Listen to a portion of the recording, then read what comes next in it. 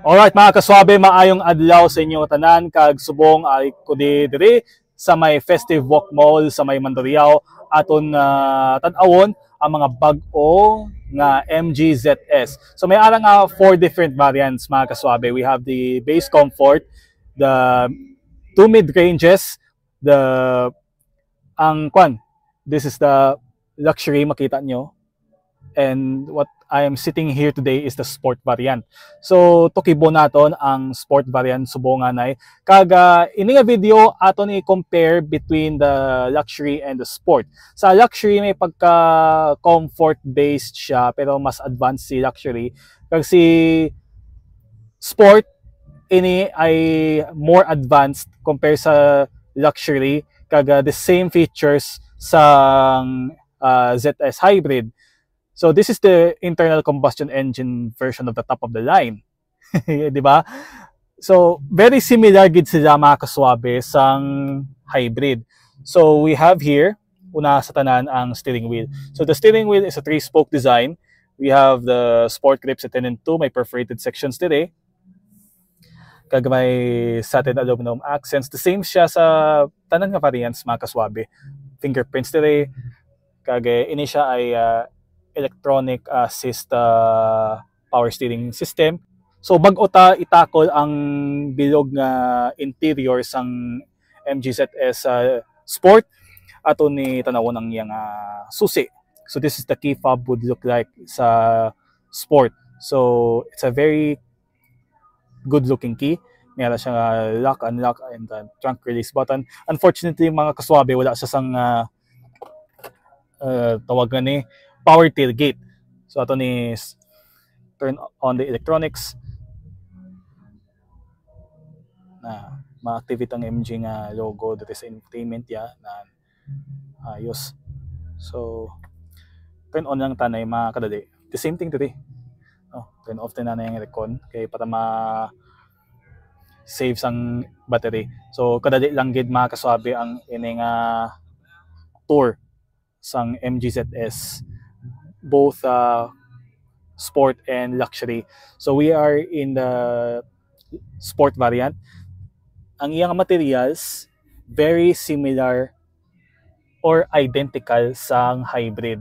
So you have leather material dire, hard touch plastic sa babaw, soft touch dire, leather dire, brushed accent, color black, your window controls, you have your window lock, and also you have your central locking, electronically controlled.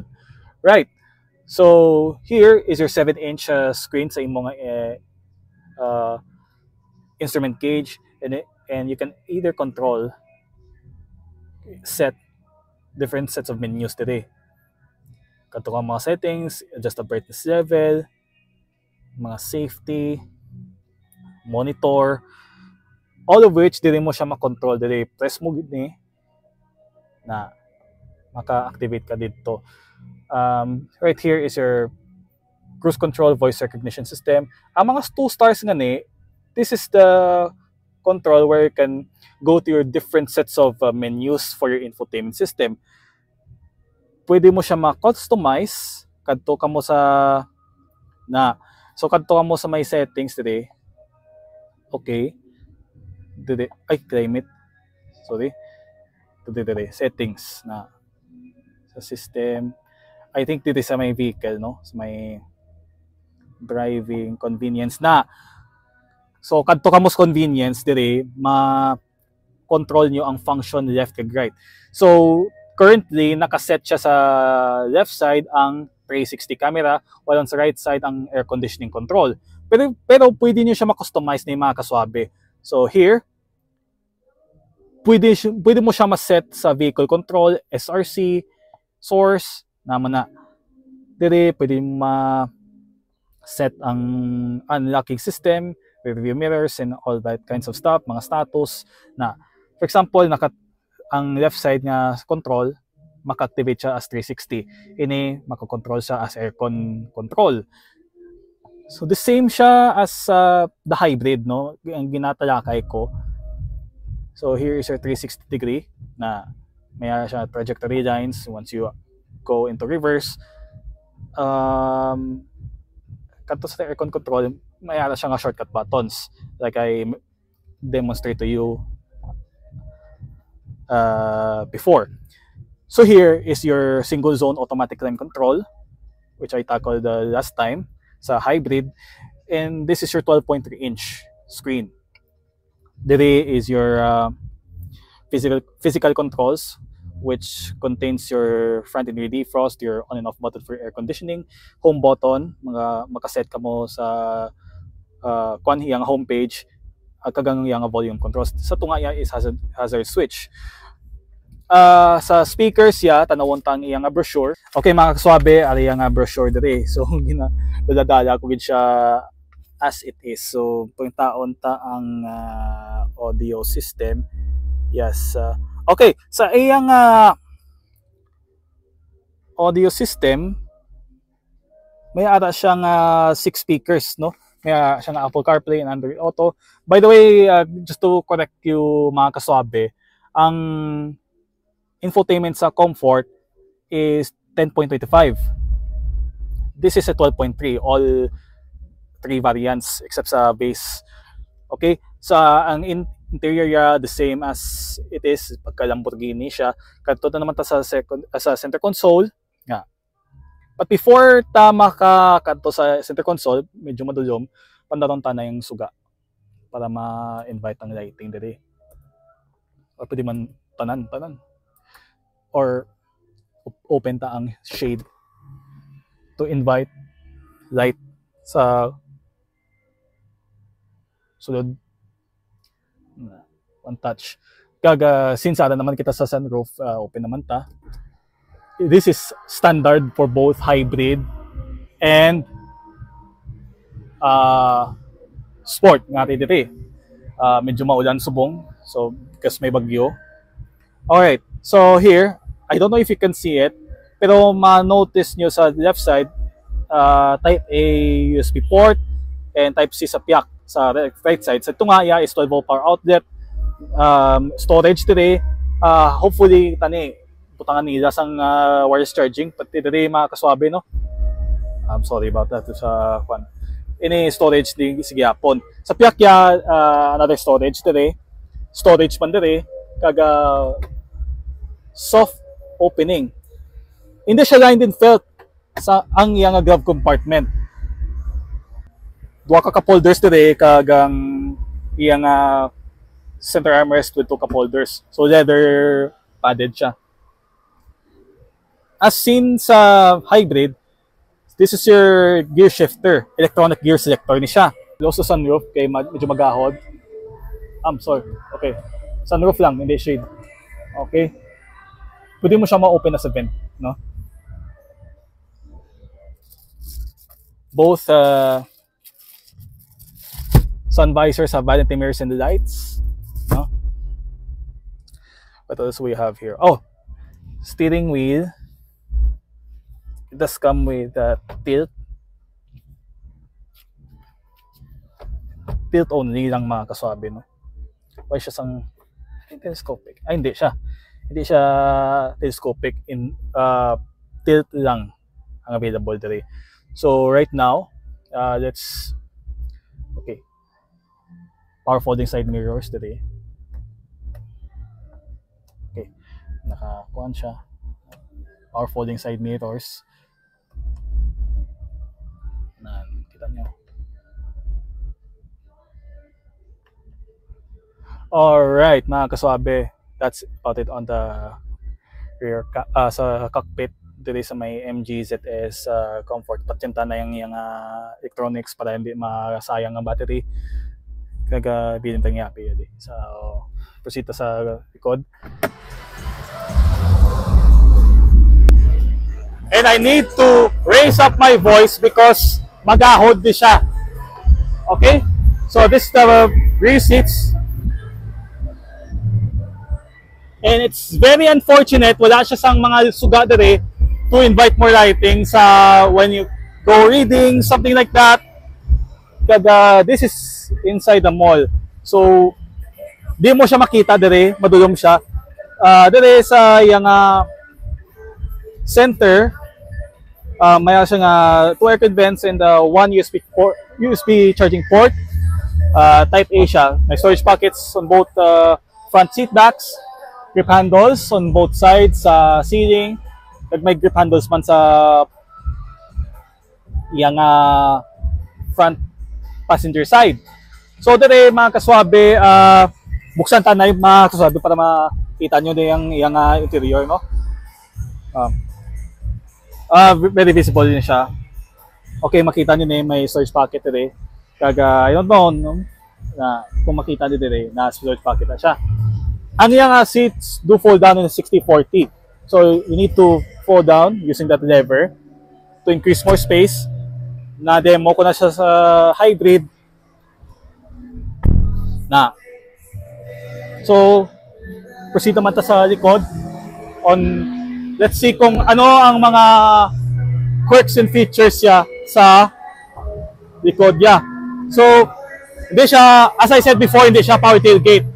Even sa hybrid. So, it's quite a disappointing mga kasabi, no, if I could sense na ang iyang operation is manual.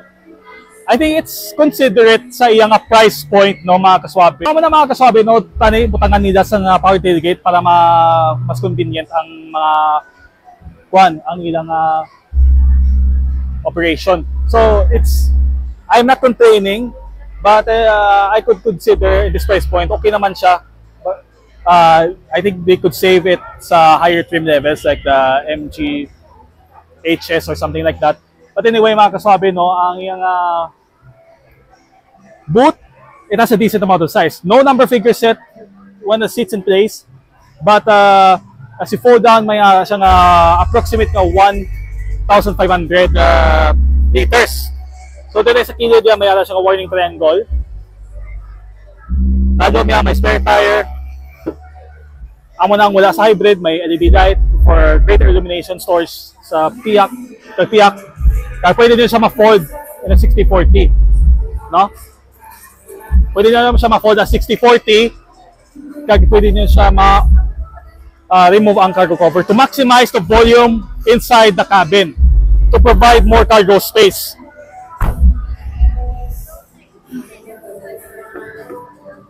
Sa likod niya, very spacious din siya, mga kaswabe.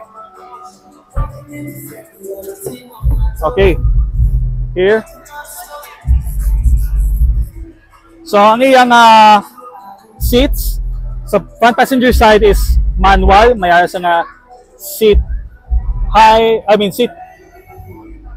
back, and down there is seat side position. Sa driver's side naman niya,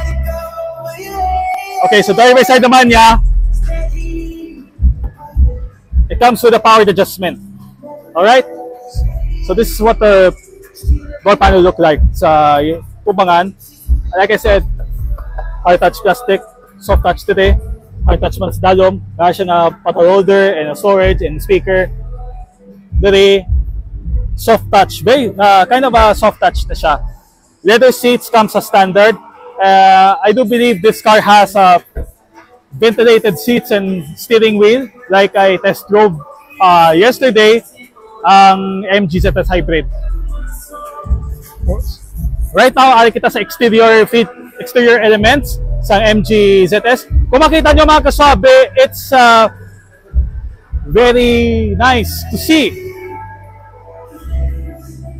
It's quite sublime compared to I'm reminded by Porsche, no, mga kaswabe, ang yung design sa side profile sa MG ZS. It's a very big step forward siya.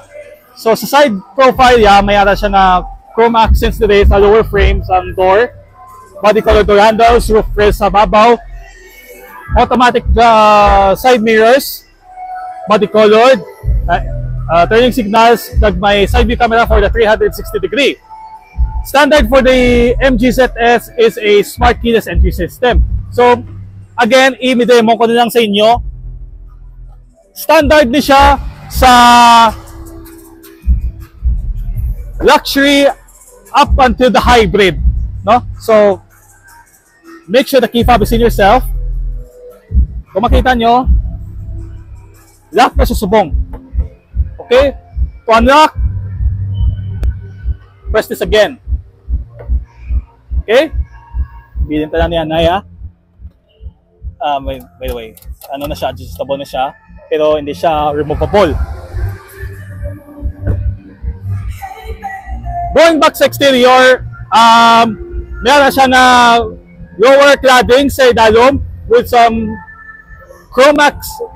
brushed silver accents sa iyang finishing to make it more luxurious and premium in the touch. Okay, so iyang wheels niya is 17-inch, the same as the hybrid. So you get a 21550 R18 Linglong. Linglong Gripmaster C-S. Brakes siya all four corners. And the suspension is McPherson struts, while the back is torsion beams. Kato naman ta sa iyang tubangan. Okay, sa tubangan niya, very the same, very similar siya sa hybrid version. Kung makita nyo ng hybrid, very similar sila. And okay, meron siya parking sensors, while sa sport, the same. Okay? So, sa lower lip yan, mga kaswabe, meron siyang combination of dark chrome and black accent, piano black. As it comes downward, meron siyang silver finish today. Air vent openings sa kilid to have an aerodynamic feel upon driving, to added more efficiency. LED projector headlights by Sight Vision lighting system with LED DRS, daytime running lights. Chrome strip dire sa yung upper lip, MG badge dire sa babaw. It has a sporty feel, mga kaswabe. So the same siya as the what you call the hybrid. Tag magkanto naman ta sa bakya. Makita nyo ang presence sang iyang design. Very sleek, very sexy. Ang bakya, it's a big difference from the previous generation. So may pagka-BMW siya with this LED rear combination lights, ZS badge, rear parking sensors, lower cladding sa dalom, may silver finish sa dalom niya. It's like a fake exhaust tips. Sa dito nga ya, it's like a rear fog light. May reverse camera, comes sa standard. Wiper, spoiler sa babaw with a third brake light. Kahit nalipat ako mag-mention sa inyo, mga kaswabe, ang sa tubangan niya may siyang forward facing camera for the 360 degree as standard for this variant. Both two variants siya, mga kaswabe, the hybrid and the sport. So tanawon naton ang iyang engine specs, mga kaswabe, no. So pauntang iyang pauntang kodigo kag buksan tang hodya. Okay, just to show you the engine specs and compare the differences between the luxury and this one, the sports. Okay, mga kaswabe, we got the hood pop right open, and it comes with a pop rod. No hood struts available for this one because of its price range. I think this is not a zunk for this. Underneath of its skin is a 1.5 liter turbocharged gasoline engine inline 4-cylinder that produces 125 kilowatts or 170 PS metric horsepower and 275 Newton meters of torque. So if you compare to the hybrid and sa dire, mas powerful si hybrid compared dire. So this one right here is a staple car for many who want to turbocharge your engine, goes on the sporty normal internal combustion whatever, mga kaswabe, no. So C-liter transmission front wheel drive vehicle, amo ning yung engine components today, mas nako siya, mga kaswabe, compared sa mga naturally aspirated ones. So pakita ko sa inyo, mga kaswabe, ang sa naturally aspirated. So dahil unti na ito na ako digo. Okay, if you compare it, mayo nakabukas siya. Okay, so buksan ta ang iyang hood dire. Okay, so maraming salamat ma'am sa assist. Okay, so if we compare it to the naturally aspirated ones, this is quite smaller than the turbo ones.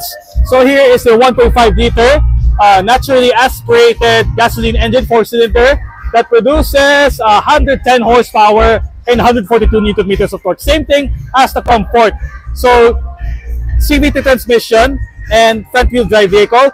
Fuel consumption, we don't wala kita number figures because we never tested out mga kaswabe. So if you compare the differences between the two, this one is much bigger than the naturally aspirated ones. I think this one here can boost more power than the naturally aspirated. I think this one here is focused on the efficiency. This is what some of the buyers who cannot afford a hybrid. And I think this one gives less consumption and more efficiency compared sa turbo. Wala siya sang problema. Okay, so sirado ni ma'am ang piyak. Okay, so here, mga kaswabe, the same thing as the Sport. So I'll be close this to you mga kaswabe, no? Para ma-differentiate nyo ang sa tubangan compared to it. So here, the same thing as the Comfort. Mayroon siya nga LED lights, opening sa air vent sa kilid. Mayroon siya nga the same material sa yung massive front grille. Kaya it's quite the same mga kaswabe. But the only difference is mga kaswabe is that it doesn't have a forward-facing camera for the 360 degree. So kanto naman sa side niya mga kaswabe, the same thing as like any other variants out there. 4 different variants. Meron siyang claddings, silver finish. But the difference is the wheels mga kaswabe today. So today mga kaswabe is 17-inch. It comes with a Linglong, the same brand, Linglong Green Max HP tires. Meron siyang measuring of 215/55 R17. So brakes siya, the same siya. The same 4 corners. All 4 corners na siya. Mag-fusion struts and torsion beams. All variants na siya mga kaswabe. So here sa yung side mirror, mayroon siyang body colored turning signal indicator. Kag this is not automatic power folding. Kag power folding. Maka-fold na siya manually. Wala na siya side view camera. So as I said before, all 3 variants except the Comfort, all variants except the Comfort, I mean, has a keyless entry system, like I showed you before. So here,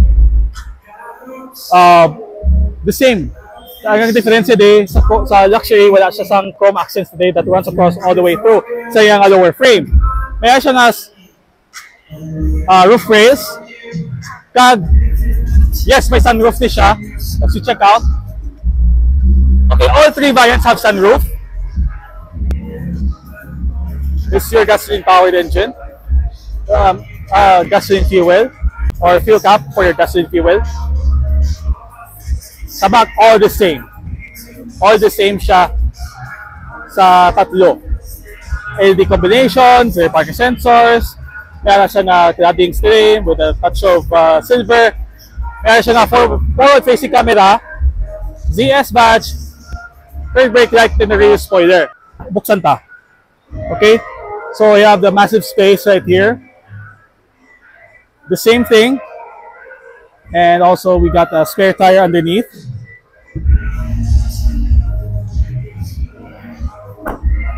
So this is what the back looks like. So the color that we have here is the lunar gray metallic for the luxury.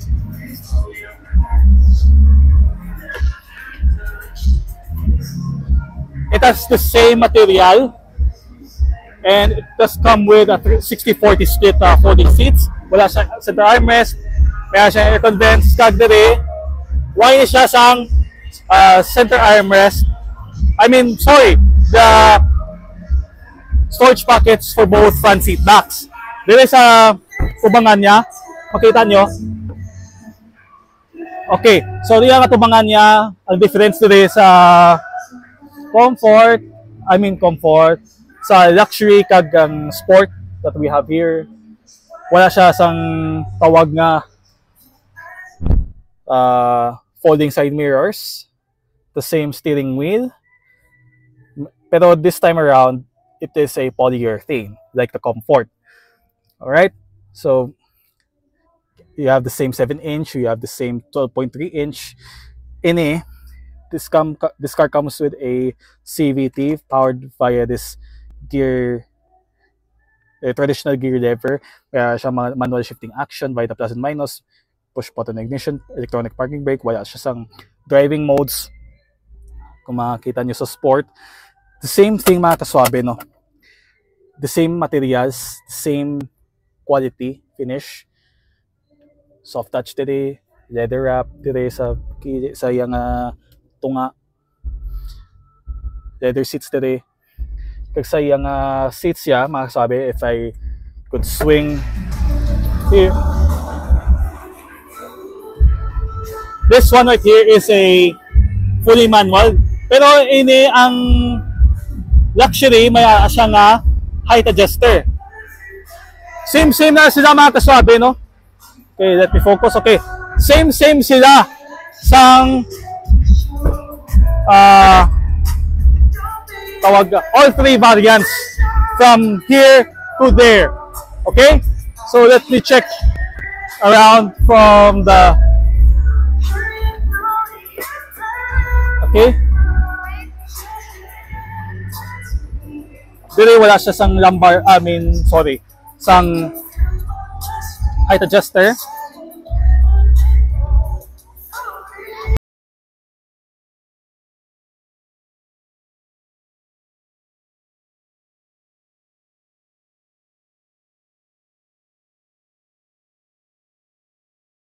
So sunod tanay kung makita nyo ang interior features today. Ay, by the way, ang ining luxury, may siya nga sunroof.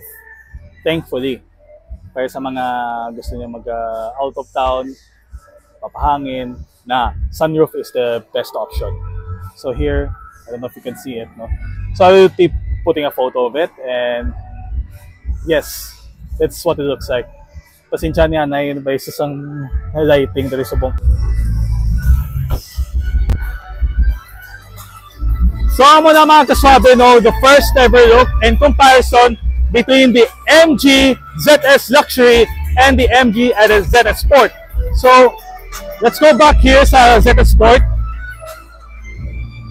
And I forgot to mention mga kaswabe that this one has a lumbar support and the top of the line, may siya na lumbar support. I forgot to mention that mga kaswabe. So sakay ta.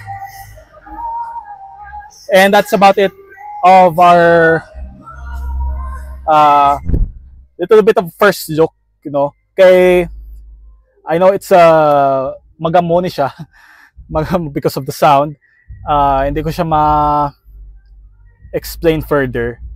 Kaga so makabawi naman ko sa inyo sa full in-depth tour. Pero at this point hindi na soon. Hopefully makahatag ta ang opportunity to feature out all the four variants ng MG ZS. So amo na mga kaswabe, no, ang tawag nga first look and comparison between the MG ZS Sport here and the Luxury, second to the base, 'di ba? So may balance kid na siya kung gusto niyo sang balance features between the comfort and the high-end trim levels. Kadto ka mo diri, go for the luxury and efficiency kung hindi nyo ma-afford ang hybrid. And if you want more performance and advanced features like the hybrid, go for this one. This is the Sport, no?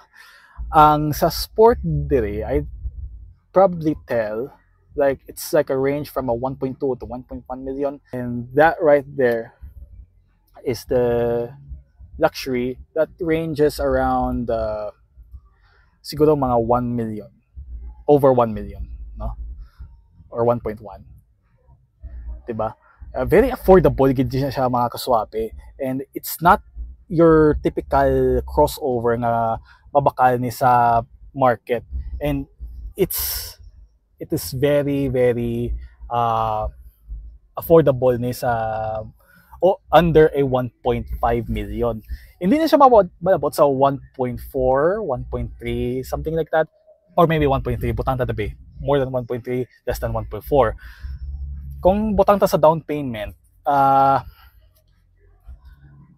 think makabarato ka mo dire sa MGZS, because this one proves a lot, because ang MGZS kay nga ang MGZS proven siya as best-selling crossovers in the country since 2018.